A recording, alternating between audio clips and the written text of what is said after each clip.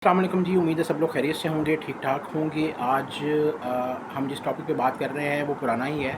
उस पे मैं जो है वो 3 पार्ट्स ऑलरेडी बना चुका हूँ। हम बात कर रहे हैं सर गंगा राम की कंट्रीब्यूशंस के ऊपर, और हमने ये भी बात की कि उन्होंने क्या-क्या कंट्रीब्यूशंस की, और उसके बाद मैंने ये भी तज़किरा किया कि किस तरह से हमने उनको रिडिक्यूल किया।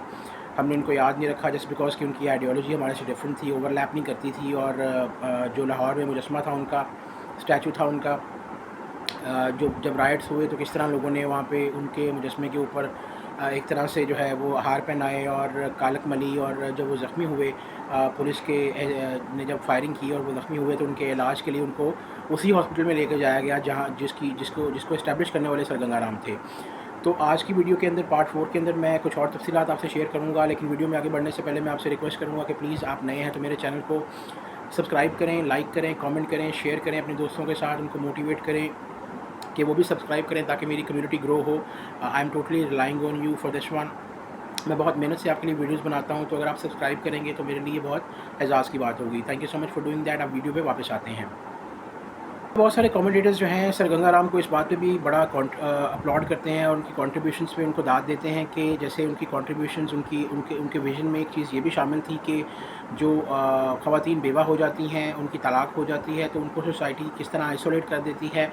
स्पेशली हिंदू ख़वातीन जिनकी शादियाँ टूट जाती हैं या वो बेवा हो जाती हैं तो उनको किस तरह सोसाइटी जो है वो आइसोलेट कर देती है। तो उनका ये मानना था कि ऐसे काम ना किए जाएँ, हिंदू औरतों को दोबारा शादी करने की इजाज़त दी जाए। और इस सिलसिले में उन्होंने जो है वो एक इदारे की तश्कील भी दी जो कि फाउंटेन हाउस बना, जहाँ पे आज भी लाहौर में साइकियाट्रिक ट्रीटमेंट के लिए जो है फैसिलिटी प्रोवाइड की जाती है।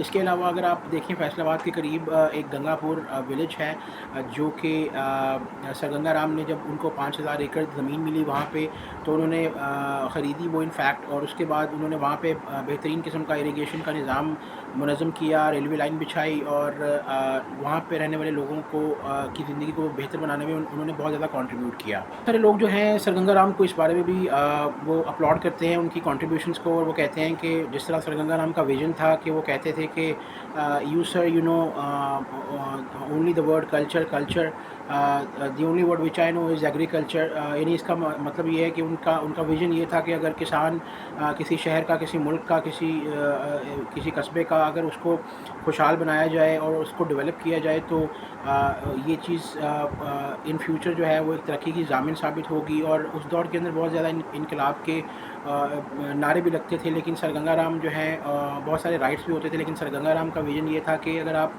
इकनॉमिकली एम्पावर्ड हो जाएं, लोगों को कर दें और एक तरह से जो है लोगों में ये फ़हम उजागर करें कि किस तरह से उनको इकनॉमिकली स्ट्रॉन्ग होना है, तो ऑटोमेटिकली आपके राइट्स आपको मिल जाएंगे और आपको अपने राइट्स के लिए ना एहतजाज करना पड़ेगा, ना चीखना पड़ेगा। आप देखने में नॉर्मली ये बात आई है कि जब लोगों के को उनके राइट्स नहीं मिलते और वो एम्पावर्ड नहीं होते, गरीब होते हैं तो या रिसोर्सेज नहीं होते उनके पास, तो उनको चीखना चलाना पड़ता है, एहतजाज करने पड़ते हैं। लेकिन जस्ट बिकॉज कि अगर आप फाइनेंशियली एम्पावर्ड हो जाओ, इकनॉमिकली एम्पावर्ड हो जाओ, तो आपको लोग आपका हक वैसे ही दे देते हैं। इसके अलावा सर गंगा राम जो है वो चाइल्ड मैरिजेस के भी ख़िलाफ़ थे। कमेंटेटर्स जो हैं सर गंगा राम को इस बात पे अपलॉड करते हैं कि जो 1920s के अंदर उस बंदे में ये विज़न था कि वो चाइल्ड मैरिजेस के ख़िलाफ़ बात करता था। अब अनफॉर्चुनेटली उनकी ज़िंदगी के अंदर तो ये चीज़ जो है वो सक्सेसफुल नहीं हो पाई, लेकिन उनकी वफ़ात के बाद जो है वो मोहम्मद अली जिन्ना साहब की क़यादत के अंदर जो है एक बिल पास हुआ जिसमें जो है फाइनली चाइल्ड मैरिजेस पे पाबंदी लगाई गई। कहने का मकसद ये है कि जैसे बहुत सारे कमेंटेटर्स ये भी कहते हैं कि आजकल के दौर में इवन इन 2024 बहुत सारे क्लैरिक्स जो हैं वो इस बात की तायीद करते हैं या इस बात को सपोर्ट करते हैं कि चाइल्ड मैरिजेस होनी चाहिए। लेकिन एक बंदा जो इतना प्रोग्रेसिव था इन 1920s, जिसका जो फॉरवर्ड लुकिंग बंदा था, उसने जो है किस तरह से अपना रोल प्ले किया चाइल्ड मैरिजेस को बैन करवाने में। इसके साथ साथ अगर कंट्रीब्यूशंस की और बात करें तो जो आज फातिमा जिन्ना मेडिकल यूनिवर्सिटी है या कॉलेज है for medical students in Lahore, वो भी उनके ख़ानदान का बनाया हुआ है। इसके अलावा जो है आपको ये बताता चलूँ कि बहुत सारे लोग जो हैं, बहुत सारे स्टूडेंट्स जो हैं वहाँ से मेडिकल की डिग्री हासिल करते हैं। It's one of the top institutes in Lahore as far as medical institutes are concerned. इसके अलावा दिल्ली के अंदर उनका बनाया हुआ गंगा राम हॉस्पिटल है।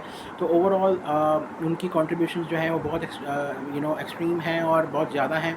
लेकिन ये सब के होने के बावजूद जो है लोगों ने उनको बिल्कुल रिगार्ड नहीं किया, स्पेशली इन पाकिस्तान। جو سکھ کمیونٹی ہے ہندوستان کے اندر وہ بھی ان کو بہت ریگارڈ کرتی ہے، کیونکہ انہوں نے ان کے لیے بھی بہت کام کیا، ان کو زمینیں خرید کے دیں جب ان کے پھڈے وڈے چل رہے تھے اس دور کے اندر، تو اس لیے جو ہے انہوں نے زمین خرید کے ان کو جو ہے مفت میں بانٹی.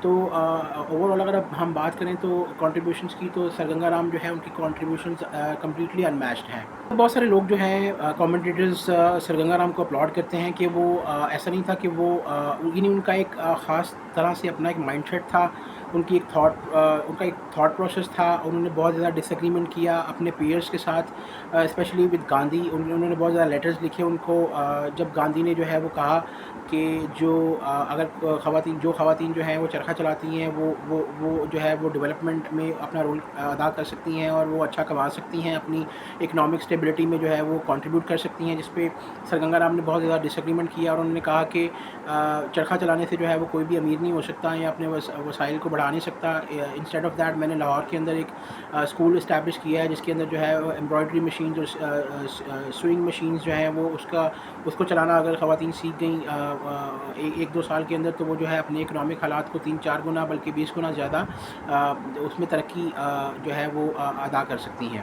اچھا، بہت سارے کامنٹیٹرز جو ہیں وہ اس بات پہ بھی ہائی لائٹ کرتے ہیں کہ سر گنگا رام کی جو کنٹریبیوشنز تھیں وہ اس طرح سے انویژنڈ تھیں کہ وہ ان کا زیادہ جو رجحان تھا وہ پالیٹکس کے اوپر اتنا نہیں تھا بلکہ ڈیولپمنٹ کے اوپر تھا. اور وہ بہت دفعہ انہوں نے ٹونٹ بھی کیا گاندھی صاحب کو کہ جی آپ جو ہے وہ ایموشنل خطاب کر کے جو ہے لوگوں کو اپنی طرف رائلڈ اپ کر لیتے ہیں، لیکن جو میرا جو تعلق ہے وہ ڈیولپمنٹ کے ساتھ ہے. اور انہوں نے بارہا ہر سیکٹر میں یہ چیز پروو کی، چاہے وہ انسٹیٹیوشنز بنانا ہو یا اریگیشن کا نظام بہتر بنانا ہو یا کسی بنجر زمین کو جو ہے وہ خوشحال بنانا ہو یا سرسبز بنانا ہو یا اس پہ فصلیں اگانا ہو یا اوور آل جو ہے وہ سوسائٹی کی ماڈرنائزیشن کے اندر کام کرنا ہو. جو سر گنگا رام کی جو کنٹریبیوشنز ہیں وہ بہت ان پیرالل ہیں، ان میچڈ ہیں، لیکن انفارچونیٹلی پاکستان کے اندر ہم لوگ جو ہے ان کو بالکل یاد نہیں رکھتے. انفیکٹ بہت سارے لوگ یہ کہتے ہیں کہ وہ اتنا بڑا انسان تھا کہ اس کو جو ہے ہمیں کتابوں میں پڑھانا چاہیے، کریکولمس کے اندر اس کو ایڈ کرنا چاہیے، لیکن انفارچونیٹلی ہم نے پاک اسٹڈیز جیسے جھوٹ کے پلندے میں ہم ان کو شامل کرنے کے بجائے ہم نے ایسے لوگوں کو اس میں شامل کیا ہوا ہے جن کا تعلق پاکستان سے تھا ہی نہیں، اس سب کانٹیننٹ سے تھا ہی نہیں. اور ایک طرح سے انہوں نے یہاں پہ بربادی پھیری، اور جن کی اپروچ جو ہے وہ ایک طرح سے گھٹیا قسم کی تھی، اور ہم ان کو جو ہے وہ ہیرو بنا کے پیش کرتے ہیں. تھینک یو سو مچ. یہ تھا میری ویڈیو کا last part regarding Ganga Ram. میں عرض کروں گا آپ سے کہ آپ پلیز میرے چینل کو سبسکرائب کریں، شیئر کریں، لائک کریں اپنے دوستوں کے ساتھ. اس کو ان کو بھی ریکویسٹ کریں کہ میرے چینل کو سبسکرائب کریں تاکہ میری کمیونٹی میں اضافہ ہو. And I see you in the next one. تب تک کے لیے اللہ حافظ. Thank you.